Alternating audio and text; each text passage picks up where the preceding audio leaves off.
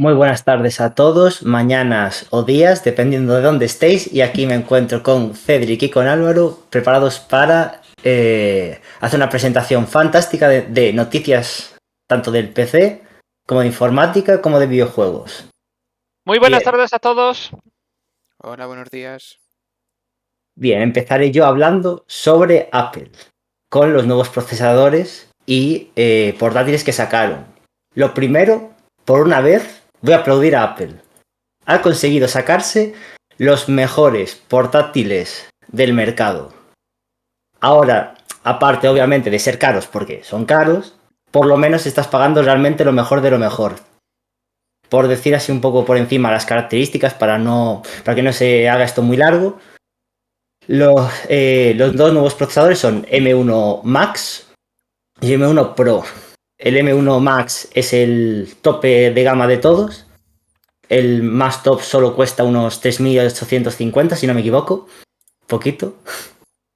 Las características que más me gustan son por fin mete los nuevos SSDs de generación 4, los 4.0, que van hasta 7.000 megabytes de lectura y escritura, si no me equivoco, eran unos 5.000. Así que no está mal. Y la ironía de la vida es que los portátiles ahora tienen notch. En vez de quitarle los notch a los móviles, se los añaden a los portátiles. La ironía. Bien, después de comentar esto, Cedric, por favor, continúa. Y continuamos con el State of Play que ha presentado Sony esta semana. Lejos de estar más enfocado a los típicos AAA en los que se solía centrar, ha ido más de cara a juegos más en formato indie. Por echar un vistazo, han presentado un multijugador survival que es el Deathverse. Han presentado Weird of K, una especie como de juego indie, como si fueran unas bandas de música en las que tuvieras que bailar y hacer movidas varias. No es mi estilo, pero parece bastante divertido. Luego tenemos Bugsnax, un juego que parece así como bastante majete, que básicamente va de bichejos haciendo cosas de bichejos en una isla bastante bonita. Los bichejos así tienen como diferentes opciones de personalización y tal. Está bastante interesante. Seguidamente, de los trailers que presentaron así bastante rápidamente, tenemos el nuevo Five Nights at Freddy's, la saga de, podemos llamarla terror, basada en los animatrónicos que se dedican a esquivarnos cuando los miramos en las cámaras y a darnos más que otro susto. Seguidamente por Death's Door, un juego basado en un sistema de aventuras cuyo protagonista es un pájaro con una espada. Y seguidamente tenemos el Kart Rider, un juego así, un poco de Cars, un poco al estilo infantiloide, con personajes que recuerdan un poquito a una especie de Mega Man a lo chibi, que pinta bastante bien, pero que no va a estar ni de cerca de lo que supone Mario Kart para lo que es la industria del videojuego. Luego sí que tenemos un anuncio más interesante, que es el Kings of Fighter 5, en el cual la saga vuelve con su 15ª entrega. Ya van a dar el test beta para abrirlo. Y luego nos quedan unos pocos juegos más, como el First Class Travel, que es como si fuera algo más rollo de sobrevivir en un crucero espacial, ya seas una IA, un humano, en el que van pasando movidas varias. Un RPG, Star Ocean de Divine Force, con el que Square Enix, como 25 aniversario de los RPGs de fantasía y ciencia ficción, querían darle un toque especial y celebrarlo. Y luego Little Devil Inside, un juego como si estuviera basado en la era victoriana, que va a mezclar un poco de acción, aventura y un ligero argumento de intriga. No son lanzamientos que digamos que vayan a sorprender a la mayor gente ni que sean unos grandes pepinazos, pero para darle algo más de visibilidad al videojuego indie, pinta bastante interesante. Luego, seguidamente, tenemos que mencionar el debut de Age of Empires 4, que ha debutado con un gran éxito. Me gustaría añadir una cosa en temas de videojuegos de realidad virtual, que no se suele comentar mucho. Salió hace, si no me equivoco, 1 o 2 semanas, o semana y media, el juego de Resident Evil 4 para Oculus Quest 2, exclusivo. Y también se filtró de que van a sacar un GTA San Andreas exclusivo para realidad virtual también. El de Así que Resident Evil me llama bastante la atención porque puede salir bastante bien, sobre todo si lo adaptan bien para planos, para la ambientación y tal. es Ahora, que lo que me sorprende más es el GTA. El GTA no lo veo. Y yo no sé vosotros, pero un juego que es así como más de acción puramente, incluso podemos decir un poquito de exploración, sobre todo mientras no te aprendes el mapa. Como es GTA, no lo acabo de ver. Pero imagínate lo chulo que estaría recorrerte todo el GTA en primera persona, conduciendo y todo si quieres. Claro, pero para eso ya tienes juegos que hacen eso. O sea, no te hace falta irte a un GTA. Si quieres irte conduciendo por un montón de sitios, píllate un Forza. Sí, O sea, pero el como un GTA te GTA da no lo todo al acabo fin y de al ver. cabo.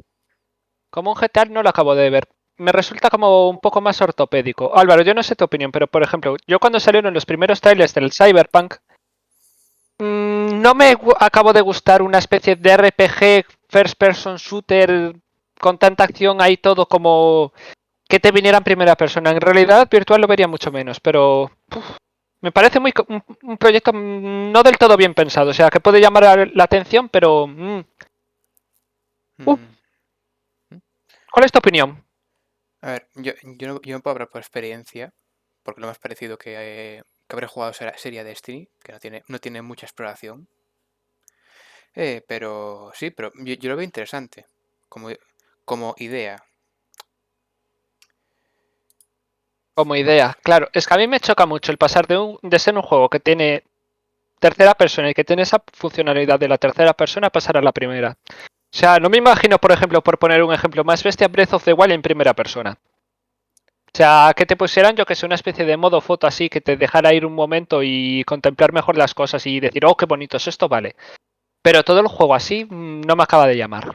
Pero es que yo creo que te estás confundiendo el hecho de jugarlo en primera persona con jugarlo en realidad virtual. Al fin y al Claro, cabo, la pero realidad virtual es, si te ponen el GTA en realidad virtual, no te lo tienen que poner sí o sí en primera persona. O sea, claro, no pero vas es a que ver no la es, espalda del pavo ahí. pero quiero decir, obviamente lo vas a ver en primera persona, pero me refiero a que no es la misma experiencia que te da la primera persona de un videojuego con respecto a la experiencia que te va a dar jugar en realidad virtual. Porque ahí el movimiento que tienes es libre. Eres tú el que recarga las armas, el que desenfunda, el que conduce moviendo el volante. Entonces, al fin y al cabo, la experiencia es algo completamente diferente. Así que. Puede ser, tendremos que ver cómo funciona. Yo tengo mis dudas personalmente, pero si vosotros dos lo veis bien, vamos a dar del martillazo ahí a favor. Y Y... Dime. una cosa que quiero criticar, eso sí, del Resident Evil 4 para realidad virtual, es que, bueno, es más de una adaptación que un juego hecho exclusivamente para realidad virtual. Entonces, cinemáticas y ciertos movimientos, por ejemplo, subir escaleras y así, los ves en tercera persona desde fuera. Entonces, hay un movimiento muy concreto que es dar una patada, que está en el juego original, que estás en primera persona, tienes delante un zombie, se te pone en primera persona, das la patada, o sea, se te pone en tercera, das la patada y luego se te vuelve a poner en primera. Eso es algo que era mejor que directamente lo quitaran antes que Sí, porque creo que te el puede intentar. acabar mareando el cambiar de primera a tercera, sobre todo si haces movimientos muy seguidos de esos. Correcto. Vale, ahora sí que sí, pasamos a Age of Empires 4, que la saga vuelve a debutar y tremendo debut. Cifras estratosféricas, Álvaro, ¿qué nos puedes comentar un poco de esto así por encima? Bueno, a ver, yo creo que se esperaba que fuera un éxito. Yo creo que viene con una buena historia, pero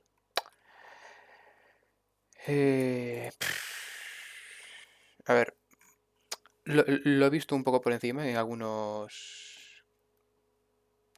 No es la palabra. Ay, que no es la palabra. Los gameplays, por así decirlo. Exacto. Ay, que me traba. Muchas gracias. Sí, y tiene muy buena pinta. He empezado a ver la campaña mongola y bueno, y las características que tiene de poder mover en cualquier momento los edificios me parecen muy bien ambientado. Ujú. A mí me llama la atención que, bueno, llamar la atención tampoco tanto, pero me gusta de que en lugar de seguir con la tópica que estaban siguiendo, de por ejemplo Age of Empires, el primero que fuera en la edad antigua, abarcando desde el bronce hasta la era postclásica, el Age of Empires 2 más o menos lo que fue la Edad Media y el Age of Empires 3 lo que fue los finales de los inicios de la Edad Moderna hasta más o menos lo que fue los inicios de la Edad Contemporánea, que hayan decidido volver a la Edad Media. Y yo me imagino que para esto habrán tenido en cuenta el hecho de que el Age of Empires 2 fue de lejos el más exitoso de los tres, de lo que podemos definir algo así como la trilogía original. No sé vuestra opinión sobre esto, pero yo lo considero un movimiento bastante acertado. Es que básicamente el Age of Empires 2 es, creo que, el más querido por la comunidad. Y se ve que este Empires, el 4, se parece mucho al 2 en tema de cómo se ve y un poco de la jugabilidad. Creo que se aleja más del 3 y se acerca más al 2. Que al fin y al cabo eso yo creo que es lo que quería la comunidad del Empires. Al menos yo, que soy, por ejemplo, jugué sobre todo al 2 y me encantó. Me gusta más que se parezca estéticamente a él. Sí, es decir, yo estuve viendo, por ejemplo, vuelven el tema de que ciertos personajes históricos vuelven como en calidad de héroes de sus naciones y tienen ciertas importancias. Por ejemplo, en los mongoles creo que ponían a Gengis Khan, para Francia ponían a Juana de Arco. Yo lo considero un movimiento relativamente acertado, sobre todo teniendo el tipo de jugabilidad que tiene el Age of Empires. Y también me gusta como esas especies de mini documentales que han puesto en el juego como para enterarte mejor de las diferentes facciones y de los periodos en los que destacaron. O sea, un juego bastante bien pensado, ¿no? Creo que han tomado como el éxito de los Discovery Tour que estaban haciendo los Assassin's Creed y lo han aprovechado bastante bien. Creo que había un modo de juego que te hacía inmortal solo para poder seguir la historia, si no me equivoco. O O sea sea, que no puedes morir para así hacerlo más más realista histórico, ¿no? sobre la historia, claro. Como si estuviera scriptado. Lo de que no sé si te hace inmortal, o sea, esto no lo tengo comprobado. Pero yo creo que un cierto scripteo hubiera sido mejor, ¿sabes? Como lo que sé, típica campaña que te haces, que sea una campaña libre en la que pueda suceder cualquier cosa y luego como si fuera una más histórica, una que estuviera scripteada. ¿Sabes? Por ejemplo, si te vas a encontrar con estos señores y históricamente te llevas bien con ellos, pues te llevas bien con ellos. Si históricamente te llevas mal con ellos, pues a la guerra que vas. Y sin embargo, otra que dependa únicamente de tus actos. Inglaterra y Francia, por ejemplo, en toda la Edad Media estuvieron peleando. Y claro, que tuvieras el modo histórico en el que estuvierais peleando y luego un modo más libre en el que pudiera pasar cualquier cosa, pero claro. Luego, claro, en las partidas multijugador, conociendo el Age of Empires, esto cambiará, pero Claro, es un proyecto bastante interesante. Hmm. Y luego, nueva noticia de carterazo de Microsoft. Sorprendentemente no una compra, pero sí una alianza estratégica que pinta bastante bien, aunque sea con una empresa clásica, pero ya un poco debilitada. Rubén. Sí, que Microsoft se ha aliado con Sega para aumentar sus filas, por así decirlo. Tiene más lógica una alianza que una compra, ya que al fin y al cabo le sale más barato a Microsoft el realizar una asociación de este estilo y no simplemente pagarlo. Y aparte de que al comprarlo, si esa empresa quiebra, perdería muchísimo más dinero, por decirlo de alguna manera. Siempre a las empresas les compensa más el aliarse y no el comprarse, básicamente. Y como nota para darle a esta alianza, Yuki Sugino, presidente y director de operaciones de Sega, ha dicho sobre este acuerdo que, cito textualmente, al considerar una asociación estratégica con Microsoft, buscamos avanzar aún más en el desarrollo de nuestros juegos para que los aficionados de todo el mundo puedan disfrutar de nuestros títulos. En este sentido, pretendemos construir una alianza que utilice tanto las potentes capacidades de desarrollo de juegos de Sega como la tecnología de vanguardia y el entorno de desarrollo de Microsoft. Puede resultar bastante interesante esta alianza, sobre todo viendo lo débil que ha quedado Sega estos últimos años. O sea, no es la Sega clásica que por ejemplo, teníamos a Sonic compitiendo con Mario y los dos eran las grandes mascotas del mundo de los videojuegos. Últimamente, de hecho, los juegos de Sonic, salvo alguna honrosa excepción, han sido bastante malillos. Y así más o menos con casi todas las sagas que ha ido teniendo Sega. Por ejemplo, Creative Assembly también se le ha ido criticando de que su esfuerzo y más o menos su desempeño laboral, por ejemplo, los resultados de los Total War indican una cierta bajada importante en la calidad. ¿Qué nos podéis decir más sobre esto? Yo creo que Sega es más una empresa del pasado que del presente. Es como la típica empresa que empezó súper bien, estuvo varios años en la cima, pero al final, como todas las empresas, tarde o temprano acaban bajando. Entonces, Claro, pero ¿puede esto suponer un cierto resurgir de Sega? Porque si ahora tienen a Microsoft de padrinos, o sea, pueden permitirse arriesgar más de una forma segura, porque van a tener un cierto colchón económico ante un fracaso. claro, eso sí que es obvio. Pero claro, ahí todo depende de la acogida de la gente. Entonces, es Álvaro, ¿tú como... qué tal lo ves? A ver, teniendo en cuenta lo que habéis dicho de que los últimos, entre comillas, juegos de Sega no han sido demasiado buenos, si no recuerdo mal, creo que era porque no sabían, bueno, al menos referente a los de Sonic, no sabían, no supieron adaptar su velocidad, el gameplay de la velocidad de Sonic al paso a 3D, dando, bueno, pues... O por Sí, ejemplo, los sí, sí, Sonic en 2D, por ejemplo, eran muy divertidos, eran muy dinámicos. Sin embargo, los que son en 3D, salvo algún que otro RPG, se hacían como un poco aburridillos. claro, así que no creo que importe que tengan a Microsoft de padrino si no consiguen salir con un diseño para tener un juego que no se haga pedante, pues no creo que consigan nada. Ujú. Entonces soy el único que lo ve como optimistamente. Que Sega puede volver a molar y a ser la repera. A ver, yo espero que sí, ojalá ocurra, pero no tengo Pero muchas que todo esperanzas. todo está en un hilo, ¿no? Exacto. Nunca se sabe al final cómo va a acabar todo esto. Y ahora tenemos dos noticias de Ubisoft. Una que puede ser bastante interesante y otra que puede ser para tirarles un poco ya de las orejas. La primera es que Ubisoft busca invertir en el mercado de juegos de la blockchain. Álvaro. Bueno, pues sí, ahora mismo Ubisoft está pensando en permitir a sus jugadores obtener monedas virtuales a través de sus juegos. Lo cual, pues, lo veo interesante. Bueno, para las monedas virtuales esto le va a suponer un boom. Va, como se basa en el número de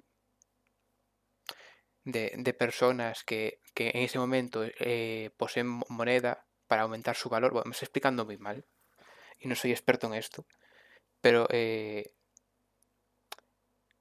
si no me equivoco, y esto lo he cogido con pinzas muy pequeñas, eh, las monedas virtuales se basan en que mucha gente tenga la posea, bueno, la compre para así Sí. aumentar su precio, si no me equivoco. No sé si alguno me puede... En cierta cantidad. O sea, que haya un cierto mercado de esa criptomoneda para que sea importante económicamente, pero tampoco que haya un exceso brutal que la devalúe. O sea, ni por exceso ni por defecto. Que haya una cantidad interesante para que tenga peso en el mercado, pero tampoco para que, digamos, valga menos que el papel. Lo que a mí me llama la atención sobre todo es cómo puede ser la llamada para inversionistas de todo esto. De hecho, según las declaraciones de Yves Guillemot, el actual presidente y CEO de la compañía, cito textualmente de nuevo, esta industria está cambiando regularmente con muchas nuevas revoluciones. Consideramos que la blockchain es una de esas revoluciones implica que más títulos jugar para ganar, que le permitirán a los jugadores realmente ganar contenido, poseer contenido y creemos que hará crecer la industria significativamente. Lo bueno que, Puede, lo sí, bueno que tiene todo esto es que al fin y al cabo esto sí que va a hacer crecer bastante el tema de los videojuegos. Porque si ya la gente se podía ganar la vida jugando torneos de videojuegos y así, si dentro de un videojuego, por ejemplo, por un ejemplo, Assassin's Creed, le dedicas 100 horas al videojuego y de esas 100 horas eres capaz de farmear una moneda que canjeas por un Bitcoin, por pues un al fin y al Bitcoin me cabo, parece mucho, ¿eh? a ver, es un ejemplo. Realmente sería 0,000 algo de Bitcoin. Claro, ahí quería Pero, llegar yo. claro, claro, un Bitcoin está un poquito caro ahora mismo. Ostras. Pero es por poner un ejemplo. Entonces, a ver, se podría ganar la vida de muchas más formas. Claro, todo depende de cómo lo regulen, porque obviamente no pueden venirte en un videojuego y decirte, porque si ahora cada 10 horas te ganas X bitcoins y así. O sea, habría que regularlo de alguna manera. Sí, a ver, yo estoy de acuerdo en lo de la regulación, porque una moneda que realmente tenga un peso de valor real sobre el mercado, que el Bitcoin lo tiene, y que tenga una regulación tan pobre o directamente inexistente, personalmente, es algo que me preocupa mucho. Pero es cierto que para el desbloqueo de cierto contenido, si por ejemplo con 100 horas de juego ganas 10 euros y esto te permite para conseguir un DLC, sí que ciertas polémicas del problema de los DLCs se pueden ir solucionando. Eso sí que estaría muy bien. Sí, puede estar interesante, Álvaro. Yo no sé cómo lo ves de forma general esta reflexión. Mm, Bueno, me parece arriesgado, pero bueno, habrá que ver cómo plantean primero. Han dicho que lo están mirando, pero habrá que ver cómo lo implementan y qué tipo de control tiene. Porque Vale, y ahora vamos con la penúltima noticia de hoy y también de Ubisoft, la que ya no es tan bonita. Como ya sabéis, Ubisoft desde hace ya cosa de cerca de un año saltó la noticia del caso de los acosos y de la toxicidad laboral y tenemos una nueva noticia. Ya no es solo que las denuncias no estén funcionando, sino que, tal y como se informa, Ubisoft prohíbe a sus trabajadoras hablar con los periodistas sobre denuncias internas. ¿Qué opináis de esto? Esto ya es meterse un poco en polémica, en el cual digas lo que digas vas a acabar mal. Pero bueno, por desgracia, esto es algo que pasa, que estoy casi seguro de que en todas las compañías. Un mínimo de casos siempre habrá. ¿Por qué? Porque hay que miles y miles de trabajadores ahí dentro. Con una probabilidad del 1% ya tienes a 10 trabajadores por lo menos. Claro, pero el Entonces, problema es el brutal porcentaje de denuncias que ha habido en Ubisoft, porque cuando se destapó todo esto, se estimaba, y ojo que a la baja, de que cerca del 40% de los trabajadores de todo Ubisoft, o sea, no solo desarrolladores, en todas las sedes y cualquier tipo de personal habían recibido cualquier tipo de acoso sexual o toxicidad laboral legislada como grave. O sea, un 40%, a mí me parece brutal.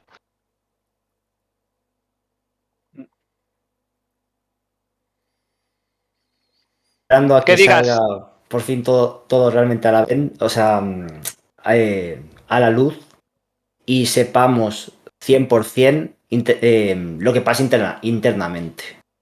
Así que a ver si realmente se hacen bien los juicios, se saca todo el pastel y se descubre, tanto en esta como en todas las demás compañías, lo que ocurre. Que, por ejemplo, Activision Blizzard va a cambiar de nombre por tema de su mala imagen con respecto a todo lo que ha ocurrido internamente.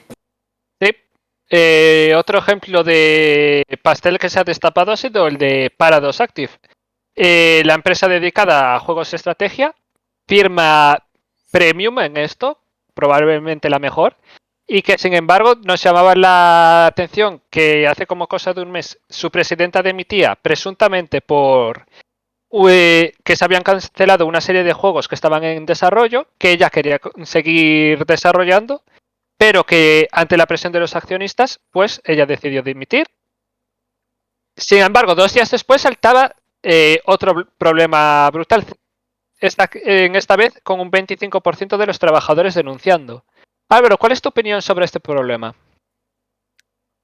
No me suele gustar opinar sobre este tipo de cosas, pero recordemos que sigue siendo una empresa y por lo tanto yo animo a nuestros seguidores, que son ningunos por ahora,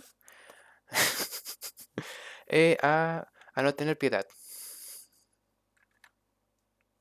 Si podéis fastidiarles, bueno, Ahí entramos en mucha polémica, ¿eh? Mandar a todos nuestros seguidores a un canal, eso es acoso, ¿eh? Yo ahí lo dejo, por esto sí que pueden hacer el ¿Pero canal. cuántos seguidores tenemos? 10. Estamos nosotros 3 y el resto. Vale, y como conclusión, New World. Álvaro, ¿qué nos puedes comentar de el maravilloso MMORPG de Amazon? yo esperaba con ganas, la verdad. No les voy a mentir, cuando escuché hablar pues le tenía ganas, pero la gente lo empieza a abandonar. Ya ha perdido unos 135.000 jugadores a la semana en la que ha pasado el mes de octubre. ¡Qué dolor! Por Son desgracia, muchos. esto pasa en todos los juegos. A las semanas y pocos meses caen bastantes jugadores. También es cierto que este, si no me equivoco, es el juego que petaba gráficas, ¿no? Sí, es cierto, fue algo que lo metió en polémicas, pero que irónicamente lo ayudó a como a ponerle un poco en el mapa, ¿no? Pero ciertos analistas lo identificaban como que podía ser el nuevo gran MMORPG, ¿no? Que podía beber de los éxitos de otros juegos del mismo estilo, que intentaba llegar mucho más lejos de ciertos últimos que hemos visto, pero que se está empezando a apagar. Y puede ser por 2 motivos. Bueno, realmente por 3. Uno es que el jugador base se va hacia los nuevos lanzamientos, hacia las novedades, dejando más de lado el New World. Otra de las cosas que pueden pasar es que realmente el juego no sea tan interesante como de entrada se esperaba y que eso esté provocando una salida masiva. Y luego el otro caso puede ser, hemos hablado de novedades, hemos hablado de que el juego no sea lo que se esperaba y el otro caso pueden ser los problemas técnicos que arrastraba el juego, que siempre tira un poco para atrás. Pero sinceramente yo confío en que sea más un tema de jugador desprevenido. Con esto me explico. Cuando muchos streamers, principalmente expertos en este género, examinaban el lanzamiento del New World, decían que podía sobrecoger a muchos jugadores, que había que dedicarle una gran cantidad de tiempo y sobre todo de esfuerzo. Entonces, ciertos jugadores al oír hablar muy bien del juego, especialmente el lanzamiento, la polémica que hubo con el tema de las gráficas, se animaran a probarlo y al verse sobrecogidos decidieran ir abandonándolo poco a poco. ¿Qué opináis de esto? Yo del juego no puedo opinar porque no lo he jugado, pero sí que me gustaría agregar que, si no me equivoco, el problema de que las gráficas petaran era sobre todo por una implementación en el juego, que era que los FPS estaban desbloqueados en todo momento. Eso significa que en pantallas de carga, menús, estaba completamente desbloqueado. Esto en principio puede parecer que es bueno, pero hay ciertas ocasiones en las cuales seguramente todos nos hemos fijado. Al jugar a un juego antiguo con un PC medianamente moderno, de repente ves que en una pantalla de carga te aparecen 1000 FPS, 2000. Bueno, pues pasaba algo similar, pero sin desbloquearlo. Entonces, en esos momentos de pico, la gráfica iba al 100%, subía el voltaje y el consumo, y en principio esto es lo que hacía que se petaran. esa falta de limitación en tema de FPS en ciertos momentos. Álvaro, ¿tú a qué crees que se puede deber esto? Yo, por los vídeos que he visto de gente que ha jugado y ha hablado de su experiencia en el juego, han dicho que en los eventos, para obtener armas, objetos para craftear, cuando llegaban encontraban que había ya como 20 entre 15 o 20 personas ya esperando al evento y que no hacían nada, porque se apiñaban todos en la zona del spawn, empezaban a dar golpes, y, claro, y eso pues le echaba para atrás. Eh, Ujú. También lo que tú decías de los usuarios desprevenidos, yo creo que New World es un juego para jugarlo con amigos, porque si no, a ver, yo personalmente no podría empezarlo. Ya intenté jugar Elder Rings y a la tercera misión de tutorial ya me cansé. Ujú. O sea, lo ves más como ese jugador vago y no acostumbrado al género que, digamos, oye hablar de un juego bueno, pero sin saber qué es su género, acaba abandonando el juego prematuramente, ¿no? Sí, Vale, pues básicamente estas han sido las noticias de la semana. Muchas gracias a todos por estar ahí y un beso. Chao, chao. Hasta otra. chao.